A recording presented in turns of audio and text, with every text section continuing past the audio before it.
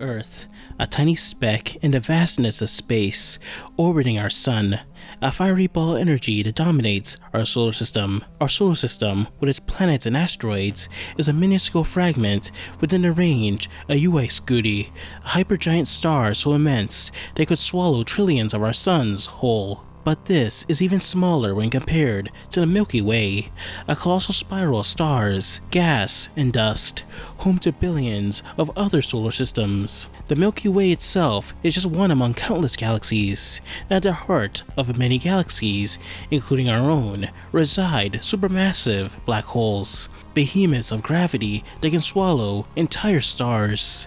The largest known, Ton 618, is a colossal entity, dwarfing even the most massive stars. These galaxies cluster together in superclusters, colossal amalgamations of matter. However, our supercluster is but a single island of an ocean of other superclusters that stretches across the observable universe. As far as we're aware, the universe is much larger than this bubble, stretching billions of light years. However, we'll never see it, let alone travel to it, as it would take billions of years just to barely leave our own galaxy. However, just how terrifying would it be if we found out there were structures even larger than the observable universe? What if the universe was just a speck of dust in the vast sea of the multiverse? And what if those multiverses were a speck of dust in the sea of other realities? Well, in the world, a hybrid mage, this is the reality humanity lives within, and there exist beings who can not only control these realities, but ascend them entirely, especially a figure by the name of Nova Laos. Let's flash back to a simpler time. It was a day like any other. Some prepared for a 9 to 5, others got on their school buses, some returned home after a night at the club. However, they didn't know that this would be the last normal day they'd ever experience.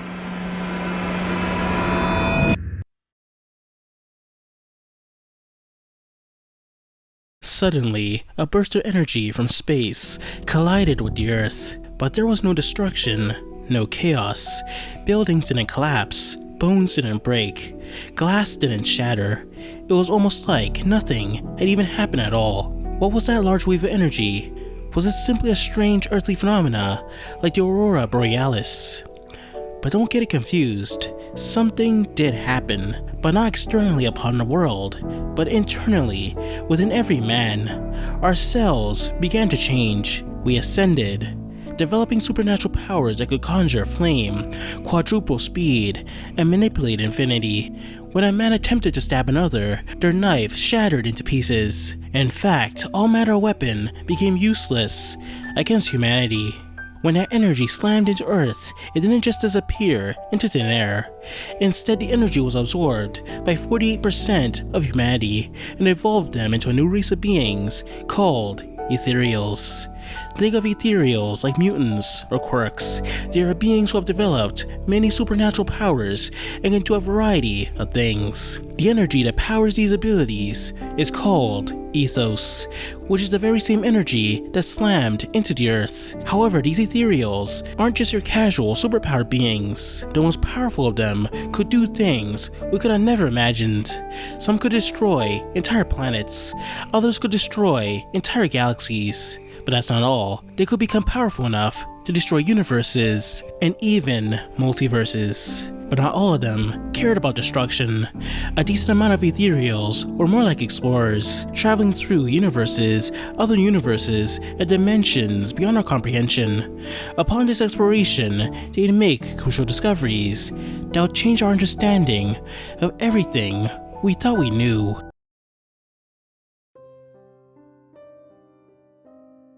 The universe wasn't simply expanding, it was actually infinite in size. But that's not all. It was part of an infinitely expanding set of multiverses, which were also infinite in size. A new universe is created literally every nanosecond. These multiverses are all housed in a reality. There's an infinite set of realities, which all house their own infinite sets of multiverses. But that's not all. These infinite realities are also then held within a structure named the beyond. The beyond are then held together and given shape by a barrier known as the relic. Think of it like this. A universe is like a planet. A multiverse is like the solar system that houses all these universes. A reality is like a galaxy that holds all these multiverses. The beyond is like a supercluster made up of a bunch of realities. A relic is like the observable universe, a bubble that holds everything together. Now imagine this observation universe bubble is surrounded by multiple other observable universes with their own beyond, realities, multiverses, and universe. I haven't even mentioned that all these bubbles are held in a state of existence called the vessel space. The vessel space is like an even bigger bubble that houses every relic, every concept, every dimension, and every principle. Everything we know about creation itself outside the vessel exists within the zero sea, where there is nothing, absolute nothingness, the very concept of nothing, where concepts, principles, and matter don't exist in any form whatsoever. It's in this vessel space where ethereals explore and travel through creation, discovering, conquering, and maybe finding love.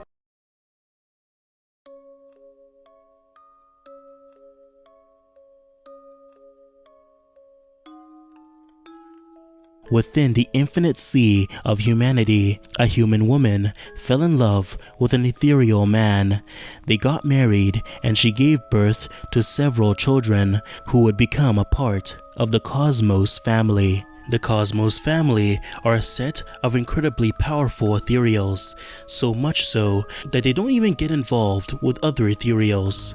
Novarian Cosmos, otherwise known as Nova Laos, is a part of this family, but he's one of the weakest members of this family and has very little ethos. However, he was somewhat content with his life, but that would soon change. One day during the war against the family's greatest enemy, Nova overheard a conversation he wasn't supposed to hear. His father tried to kill him by sending him into enemy territory after fatally injuring him. However, Nova would survive and be saved by someone. Afterward, Nova wanted to gain the strength to return and take revenge on his family in blood. In order to achieve this, Nova would obtain a set of abilities and levels of power, which I'd say was a bit overkill, to say the least. He can manipulate reality on a fundamental level, erasing the existence of beings, teleporting across vast distances, including separate realities, and even stopping time. His regeneration is nearly unparalleled, allowing him to recover from almost any injury as long as there's a single atom remaining. He can control gravity, grant others powers, and manipulate causality, ensuring that certain events will occur. He can create portals to other dimensions, sense the presence of others, and command spirits of those he's slain. He can switch places with others, manipulate blood, and permanently negate immortality, even beings with powerful conceptual regeneration. He has mastery over solar and lunar energy, enhancing his reflexes and granting him near immortality. He can bypass higher planes of existence, reducing even powerful beings to his own level. His offensive capabilities are devastating. He can manipulate all elements, stopping and altering the course of events, and negate even the most potent forms of regeneration. He absorbs the powers and abilities of his own enemies, growing stronger with each victory. He can summon invisible blades to automatically cut his opponents, manipulate probability to his advantage, and even alter fate itself. Nova's mastery extends to the mind. He can create powerful illusions, controlling his opponent's minds and senses. He can nullify and modify their power, manipulate and destroy very concepts that govern their existence, and control space and time with ease. It's kind of impossible to remotely dodge any of these skills or abilities, as Nova himself transcends the very concept of space-time. Meaning not only is he faster than the concept of space and time, but he's also capable of aging. But space-time isn't the only thing Nova transcends. He also transcends the very concept of relics. He once shot a tiny beam that destroyed an entire relic. That's not all. With a snap of his finger, he proceeded to destroy an untold amount of relics, numbering the thousands at the very least. Which kinda also means that he killed an infinite amount of innocent people, women and children alike. I say kinda because Nova has the ability to resurrect any being he's slain, which include dragons. A single dragon can destroy thousands of realities. 6 of them can destroy a relic. Nova Laos killed 2,000 dragons, cementing his power even more. But don't assume even remotely that Nova is the strongest character in this series. Not even remotely. Think back to the concept of the vessel space and the zero C that lies outside of it. I sort of lied when I said nothing exists within it. Something does exist. In fact, the zero C was created as a border between the vessel space and another realm called the cardinal space. The cardinal space is similar to the vessel space in every way except it transcends the vessel space. This is where a being called the sentient ethos exists, who are far more powerful than the ethereals. In fact, ethereals are only as powerful as they are because every living ethos has a part of their consciousness dormant within every ethereal. But these living ethos are not who I want to focus on.